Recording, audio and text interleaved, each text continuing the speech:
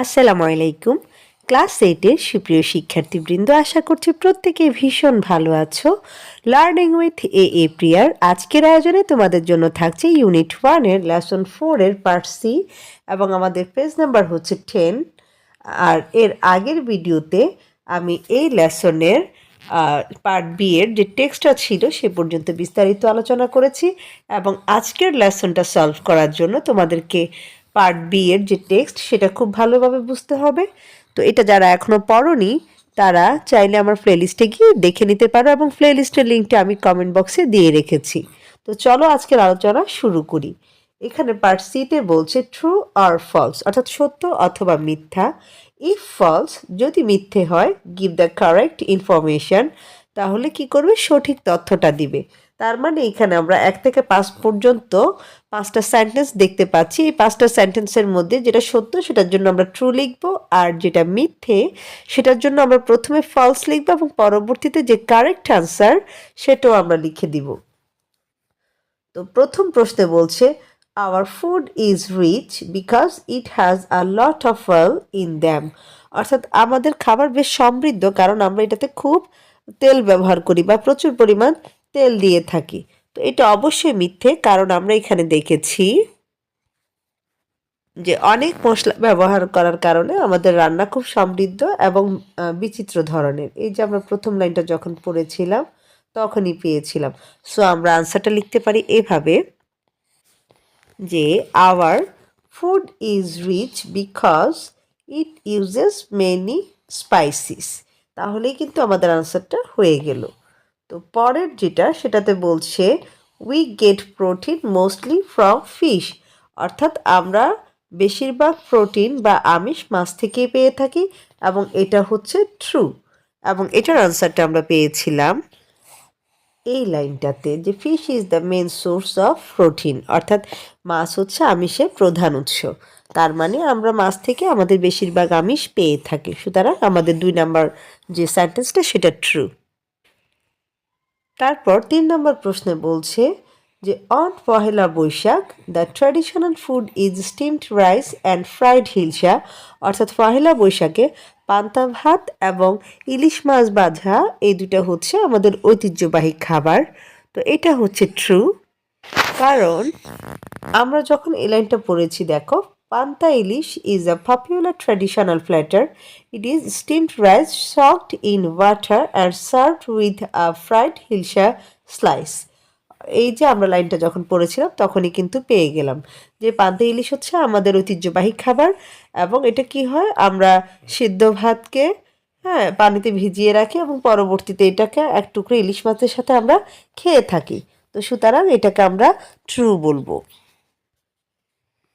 4 নম্বরে বলছে পিঠা উৎসব takes place almost all the year round in Bangladesh, অর্থাৎ এই যে পিঠা উৎসব যেটা সেটা হচ্ছে বাংলাদেশে প্রায় সারা বছরই হয়ে থাকে। এটা হচ্ছে ফলস, কারণ আমরা দেখেছি যে শুধুমাত্র শীতকালে আমাদের পিঠা উৎসব হয়ে থাকে।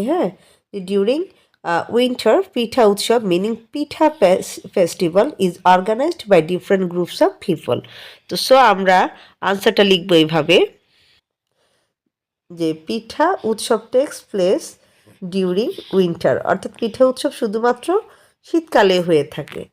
এরপর 5 নম্বর লাইনে বলছে sweets are not much appreciated by the people of Bangladesh, অর্থাৎ বাংলাদেশের লোকেরা মিষ্টি অত বেশি পছন্দ করে না। এটা ফলস।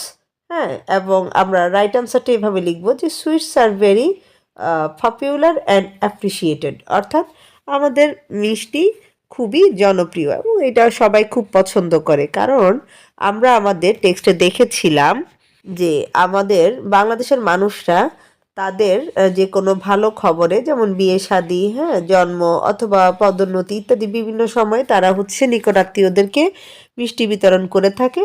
এবং এই যে মিষ্টি সম্পর্কে আমরা অনেকগুলো লাইন পড়েছি এখানে, এটা পুরাটা।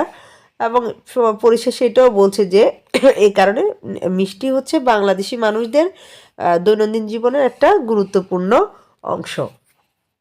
তো এইভাবে করে আমরা কিন্তু আমাদের এই যে ট্রু ফলসের এই 5টা আনসার লিখতে পারি। এবার চলে যাচ্ছি আমি পার্ট ডিতে। সেখানকার ইনস্ট্রাকশনে বলছে discuss and answer the questions in pairs. Discuss মানে হচ্ছে আলোচনা করা, পেয়ার মানে হচ্ছে জোড়ায়, অর্থাৎ জোড়ায় জোড়ায় নিচে যে আমরা 4টা প্রশ্ন দেখতে পাচ্ছি এই প্রশ্নগুলা জিজ্ঞাসা করব এবং উত্তর দিব।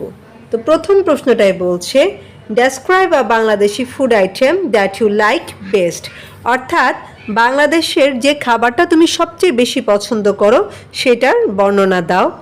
তো আমরা দৈনন্দিন জীবনে যে খাবারগুলো খেয়ে থাকি এই খাবারগুলোর মধ্য থেকে কোনো একটা খাবার আমাদের সবারই খুব প্রিয় হয়ে থাকে। সেটা হতে পারে কোনো একটা মাছ, হ্যাঁ, বা হতে পারে হচ্ছে কোনো ধরনের মাংস। অনেকে হয়তো মুরগির মাংস খুব পছন্দ করে, মুরগির মাংসের ঝোল, কেউ গরুর মাংস পছন্দ করে, কেউ খাসির মাংস, হ্যাঁ, অথবা হতে পারে ভর্তা এবং ভাত, এরকমও হতে পারে যেটা অনেকেরই প্রিয়। অনেকের আবার খিচুড়ি দিয়ে ইলিশ মাছ বোনা খেতে ভালো লাগে, অনেকে পান্তা ইলিশ খেতেও পছন্দ করো। তো আমাদের এরকম যার যেটা পছন্দ আমরা সেটারই একটুখানি বর্ণনা দিব। তো আমি তোমাদের সুবিধার্থে এরকম করে লিখেছি, দেখো যে my favourite Bangladeshi food is rice and hilsa fish curry, অর্থাৎ আমার প্রিয় বাংলাদেশি খাবার হচ্ছে ভাত এবং ইলিশ মাছের ঝোল বা তরকারি, যেটা আর কি। It is very tasty and healthy, হ্যাঁ, এটা খুবই সুস্বাদু এবং স্বাস্থ্যকর। This curry is usually cooked with mustard oil, onion, garlic, ginger and spices, অর্থাৎ এই যে তরকারিটা, হ্যাঁ, এটা সাধারণত সরিষার তেল, পেঁয়াজ, রসুন, আদা এবং অন্যান্য মশলা দিয়ে রান্না করা হয়।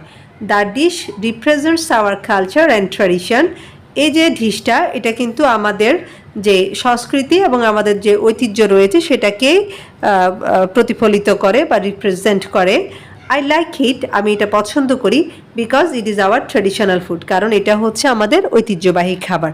তো আমাদেরকে যেহেতু বর্ণনা দিতে বলেছে তাই আমি একটু ছোট্ট করে এখানে বর্ণনাটা দিয়ে দিলাম। তো আমি এখানে পান্তা ইলিশের কথা লিখেছি, তোমরা চাইলে তোমাদের পছন্দ মতো যে কোনো খাবারের কথাই উল্লেখ করতে পারো। ওকে, এরপর দেখো 2 নম্বর প্রশ্নে বলছে যে make a list of the things you and your partner eat everyday, অর্থাৎ তুমি এবং তোমার সঙ্গী খাও এরকম একটা খাবারের তালিকা তৈরি করতে বলেছে। তো আমরা সাধারণত ভাত, শাকসবজি, ডাল, মাছ, মাংস, দুধ, ডিম, ফলমূল এসবই তো খাই, তাই না? তো আমাদের আনসারটা এরকম হতে পারে যে ফুডস উই ইট এভরিডে, অর্থাৎ আমরা যে খাবারগুলো খাই। তারপর আমি 1 2 3 4 দিয়ে লিখেছি, হ্যাঁ, যে প্রথমটা লিখেছি যেমন রাইস, তারপর লিখেছি ভেজিটেবলস, 3 নম্বরে লিখেছি হচ্ছে ডাল, বা অনেকে যদি মসুরের ডাল লিখতে চাও স্পেসিফিক্যালি সেক্ষেত্রে তোমরা ল্যান্টিলস লিখতে পারো, ফিশ অর এগ, মিল্ক, এরপর লিখেছি হচ্ছে ফ্রুটস, তারপর লিখেছি রুটি আর ব্রেড, এটাও আমাদের নিত্যদিনের একটা খাবারের অংশ। এছাড়াও তোমরা আরও যেসব খাবার খেয়ে থাকো সেগুলোও এখানে উল্লেখ করতে পারো, কোনো সমস্যা নেই। তারপর আমাদের যে 3 নম্বর কোয়েশ্চেন সেখানে বলছে make 2 list of food items, one eaten by the urban people and the other by the rural people. Urban people মানে হচ্ছে শহরের লোকজন, আর রুরাল পিপল মানে হচ্ছে গ্রামের লোকজন, অর্থাৎ শহরের লোকেরা খায় এবং গ্রামের লোকেরা খায় এরকম 2 ধরনের খাবারের আইটেমের তালিকা তৈরি করতে বলেছে। তো সাধারণত শহরের লোকজন হচ্ছে একটু রুটি বা ব্রেড, তারপর ফাস্টফুড জাতীয় আইটেম একটু বেশি খেয়ে থাকে। তো তোমরা এরকম করে লিখতে পারো যে food eaten by urban people, হ্যাঁ, তারপর একটা কোলন দিয়ে লিখতে পারো হচ্ছে, যেমন আমি প্রথমটায় লিখেছি রাইস। রাইস হচ্ছে ভাত, আমরা শহর গ্রাম দুই অঞ্চলের মানুষই আমরা খেয়ে থাকি, 2 জায়গার মানুষই কিন্তু ভাত খায়, হ্যাঁ। এরপর শহরের লোকজন একটু স্বাস্থ্য সচেতন বেশি হয় তুলনামূলকভাবে, তো সেক্ষেত্রে তারা রুটি খায় বা ব্রেড খায়, হ্যাঁ, সেটাও তোমরা এখানে উল্লেখ করতে পারো। তারপর হচ্ছে তোমাদের জেনারেশনে যারা আছো বা তোমাদের এজে যারা আছে তারা বেশিরভাগই ফাস্টফুড জাতীয় আইটেম বেশি খায়, যেমন হতে পারে বার্গার, পিৎজা বা আরও যেসব খাবার রয়েছে সেগুলোর নাম এখানে উল্লেখ করতে পারো। এরপর আমি আরেকটা লিখেছি হচ্ছে চিকেন ফ্রাই, এরপরে হচ্ছে সফট ড্রিঙ্কস লিখেছি, এবং নাম্বার 6-এ লিখেছি হচ্ছে প্রসেসড ফুড, হ্যাঁ, অর্থাৎ প্রক্রিয়াজাত খাবারও তারা খেয়ে থাকে। এরপর দেখো food eaten by rural people, অর্থাৎ গ্রামের লোকেরা যে খাবার খায় সেগুলোরও একটা তালিকা দিলাম, যে রাইস, ফিশ, ভেজিটেবলস, ডাল, হোমমেড ফুড, ফ্রেশ মিল্ক, ঠিক আছে, অর্থাৎ তারা এই খাবারগুলা খেয়ে থাকে। এরপর দেখো আমাদের 4 নম্বর কোয়েশ্চেনে বলছে যে why are there differences between the food eaten by the urban people and the food eaten by the rural people? Difference মানে হচ্ছে পার্থক্য, হ্যাঁ, আর বিটুইন একটা প্রেপোজিশন যেটা দুজনের মাঝে কোনো কিছু বোঝানোর ক্ষেত্রে ব্যবহৃত হয়।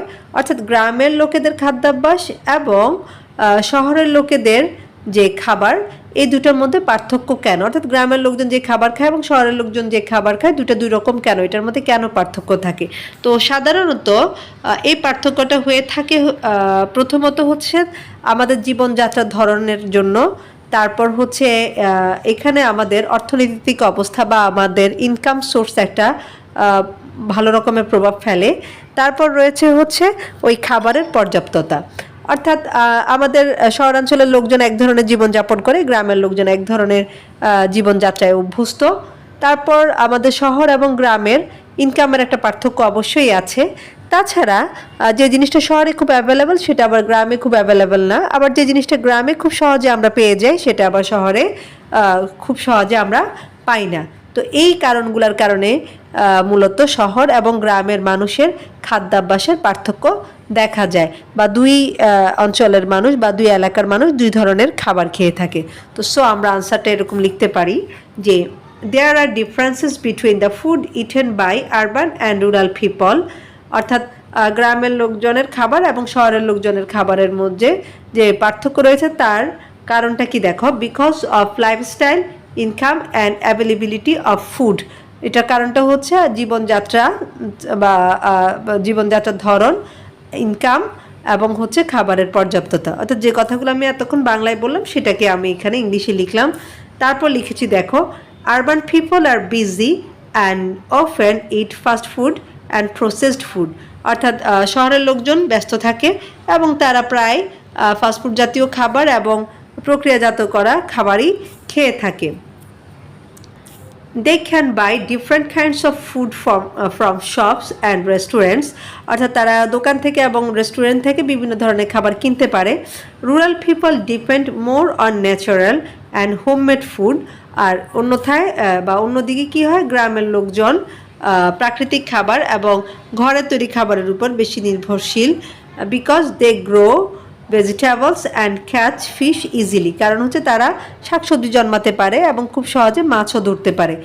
Their food is simple and fresh, তাদের খাবারটা খুব সাধারণ এবং সতেজ হয়ে থাকে, তাজা হয়ে থাকে।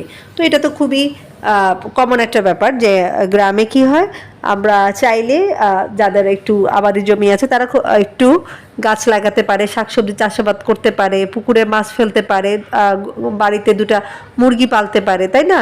অর্থাৎ গ্রামের মানুষজন চাইলেই কিন্তু নিজের খাবারের অনেকাংশ নিজেরাই উৎপাদন করতে পারে, যেটা কি না একেবারে ফ্রেশ এবং খুব বেশি স্বাস্থ্যসম্মত। কিন্তু শহরের লোকজনের ওই ধরনের সুযোগটা থাকে না, হ্যাঁ। তো যার কারণে হচ্ছে আমাদের দুইটা এলাকায় এরকম পার্থক্য দেখা দেয় খাবারের ক্ষেত্রে। তো এইভাবে করে তোমরা আনসারটা লিখতে পারো। তো তোমরা যদি কেউ ডিফারেন্ট কিছু লিখতে চাও তাহলে সেটা অবশ্যই কমেন্ট বক্সে জানাতে পারো যে আমি আমার লেখাটা এভাবে লিখতে চাই বা এভাবে লিখব, ঠিক আছে? তাহলে যেটা হবে তোমার থেকে আরেকজনও একটু ইনফরমেশনটা পাবে। আজকের আলোচনা এখানে শেষ করছি এবং পরবর্তীতে আমি পার্ট ই থেকে আলোচনা করব। সে পর্যন্ত সবাই ভালো থাকো, সুস্থ থাকো আর লার্নিং উইথ এ প্রিয়ার সাথেই থাকো। আল্লাহ হাফেজ।